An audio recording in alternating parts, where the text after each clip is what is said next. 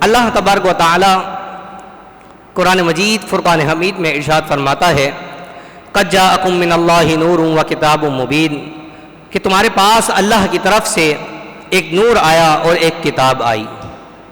مفسرین نے یہاں لکھا کہ اس نور سے مراد نبی کریم رؤوف الرحیم صلی اللہ تعالی علیہ وسلم کی ذات گرامی ہے، اور کتاب سے مراد قرآن مجید فرقان حمید ہے۔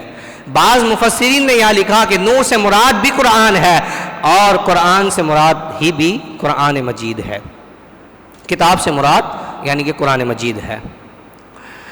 اب جہاں بعض مفسرین نے لکھا کہ اس نور سے مراد نور مصطفیٰ صلی اللہ تعالی علیہ وسلم کی ذات ہے اور کتاب سے مراد قرآن مجید ہے، تو عربی قاعدے کے تحت بھی اگر دیکھا جائے تو اللہ نے فرمایا قد جاءکم من اللہ نور و کتاب مبین، تو واو جو ہے یہاں یہ تغیر چاہتا ہے، واو عطف کا ہے اور عطف کا واو اپنے ما بعد تغیر چاہتا ہے ما قبل کے لیے، تو اب پتا چلا کہ یعنی کہ پہلے والی بات اور ہے بعد والی بات اور ہے۔ یہاں اللہ نے جو فرمایا قد جاءکم من اللہ نور، نور سے مراد نبی کریم رؤوف الرحیم صلی اللہ علیہ وسلم کی ذات گرامی ہے، اور کتاب سے مراد قرآن مجید فرقان حمید ہے۔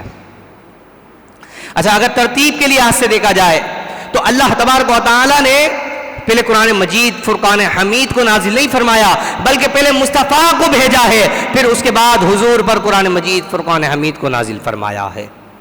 جی ہاں، یہ قرآن مجید فرقان حمید یہ وہ قرآن کہ جس کے بارے میں رب کائنات قرآن میں فرماتا ہے لو انزلنا هذا القرآن على جبل لرأيته خاشعا متصدعا من خشیۃ اللہ، اللہ فرماتا ہے کہ اگر ہم اسے پہاڑ پر نازل کر دیتے تو پہاڑ ریزہ ریزہ ہو جاتا۔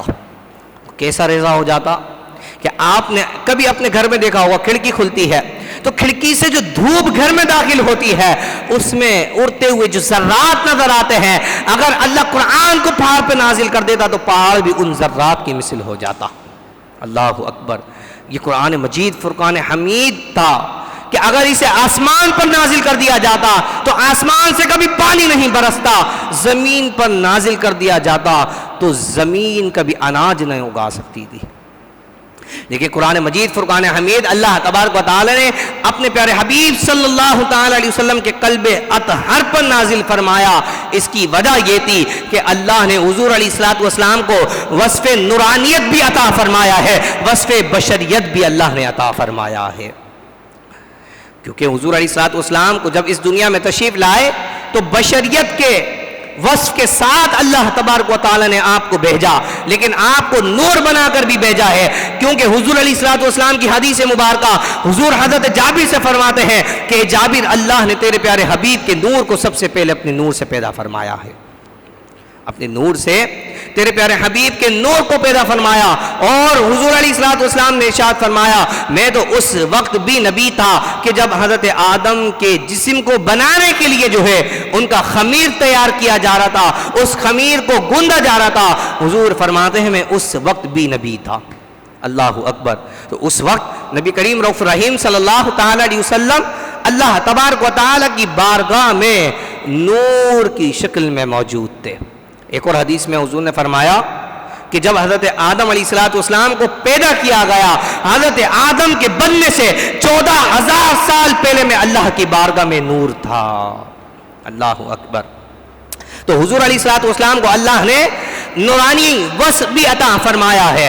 آپ دیکھیے، جب اللہ تبارک و تعالیٰ سے کچھ لینا ہوتا، جب قرآن کو اللہ نے نازل کرنا ہوتا تو حضور پر جب قرآن نازل ہوتا تو حضور علیہ الصلوۃ والسلام پر نورانیت کا وصف جو ہے وہ غلبہ ہوتا، نورانیت کا غلبہ ہوتا، اور جب حضور نے مخلوق کو دینا ہوتا تو آپ پر بشریت کا غلبہ ہوا کرتا۔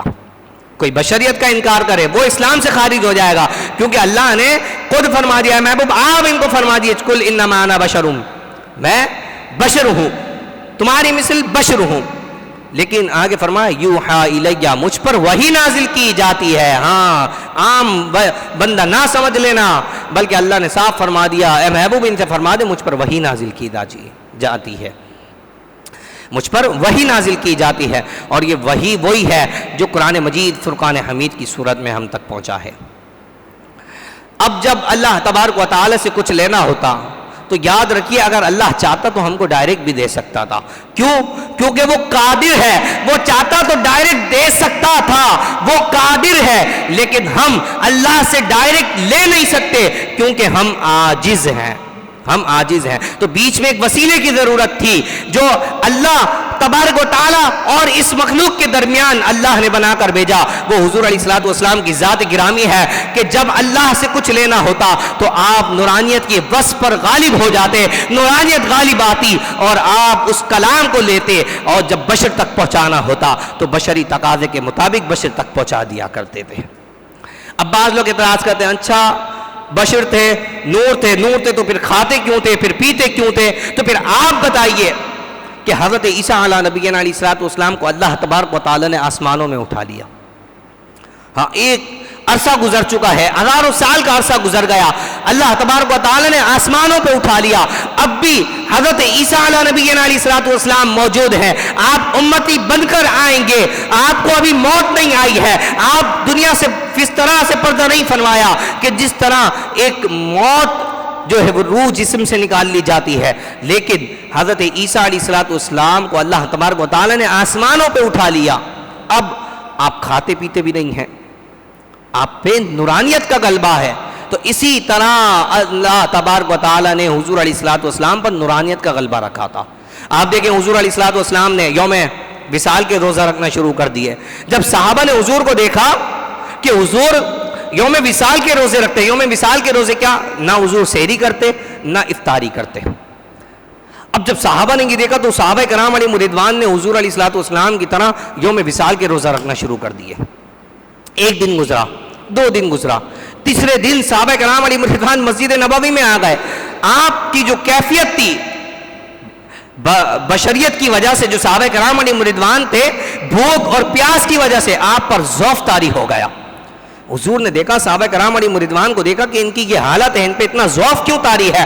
صحابہ سے پوچھا تو صحابہ نے فرمایا کہ یا رسول اللہ, ہم نے آپ کو دیکھا کہ آپ نہ سحری کرتے نہ افطاری کرتے, یوم وصال کے روزے رکھتے ہیں. یا رسول اللہ, ہم نے آپ کو دیکھ کر جو ہے وہ یوم وصال کے روزہ رکھنا شروع کر دیے. حضور علیہ الصلوۃ والسلام جلال میں آ گئے, حضور جلال میں آ گئے. حضور نے فرمایا ایکم مثلی, کون ہے تم میں سے جو میری مثل ہو؟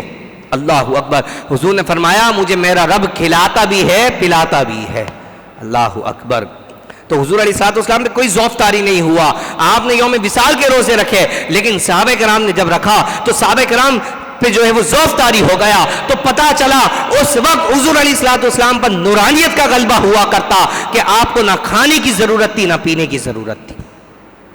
لیکن جب آپ پر بشریت کا غلبہ ہوتا تو اس لیے آپ نے کھایا بھی اور پیا بھی تاکہ اس امت تک جو ہے وہ کھانے کے آداب اور پینے کے آداب کو پہنچا دیا جائے. نہیں تو صحابہ کرام علیہ رضوان, ایک صحابی فرماتے کہ جب حضور علیہ الصلوۃ والسلام بولو براس کے لیے تشریف لے گئے, میں حضور کے پیچھے چلا گیا. جب حضور علیہ الصلوۃ والسلام وہاں سے فارغ ہو کر آئے, میں اس جگہ پر گیا, واللہ اللہ کی قسم کھا کے فرماتے ہیں کہ خدا کی قسم میں نے ماں کچھ بھی نہیں پایا, کوئی فضلہ نہیں پایا, لیکن ہاں میں نے ماں سے مشک و عنبر کی خوشبو کے بھپکے اٹھتے ہوئے دیکھے ہیں. جہاں حضور بولو براس فرما کر آ رہے ہیں, صحابی فرماتے ہیں وہاں سے حضور علیہ الصلوۃ والسلام کے آنے کے بعد جب میں نے دیکھا تو وہاں سے خوشبو آ رہی تھی. اللہ اکبر. اور صرف 3 ڈھیلے پتھر کے موجود تھے جس سے آپ علیہ الصلوۃ والسلام نے استنجا فرمایا. تو یہ ہے حضور علیہ الصلوۃ والسلام کی ذات گرامی. حضور علیہ الصلوۃ والسلام تو وہ ہیں کہ آپ نماز پڑھا رہے ہیں, نماز میں آپ ہاتھ کو بڑھائیں اور پھر ہاتھ پیچھے کر لیں. صحابہ پوچھیں یا رسول اللہ نماز کے بعد کہ آپ نے کیا عمل کیا تھا؟ حضور فرمایا کہ میں نے جنت کو دیکھا, میں نے انگور کے گوشے کو توڑنا چاہا, پھر میں نے اپنے ہاتھ کو پیچھے کر لیا. اگر میں یہ توڑ لیتا تو خدا کی قسم قیامت تک تم اس میں سے کھاتے پیتے رہتے. اب بتائیں کہ جنت کی ہر شے کیا ہے؟ نور ہے. جنت کا پانی, جنت کی غذا, جنت کے گھر, جنت کے محلات کی سب نور ہیں. وہاں کی حور, وہاں کے خادم سب اللہ تبارک و تعالی نے نور سے پیدا فرمائے. آپ دیکھیں حضرت جبریل علیہ الصلوۃ والسلام نوری مخلوق ہے. مشکات کے اندر حدیث مبارکہ موجود ہے, حضور ریاض الصالحین میں بھی یہ حدیث مبارکہ موجود ہے. اور یہ جو حضور کے نورانیت کا انکار کرتے ہیں, یہ کتاب ان کے درس نظامی کے اندر, عالم کورس کے اندر جو ہے وہ یہ کتابیں پڑھائی جاتی ہیں.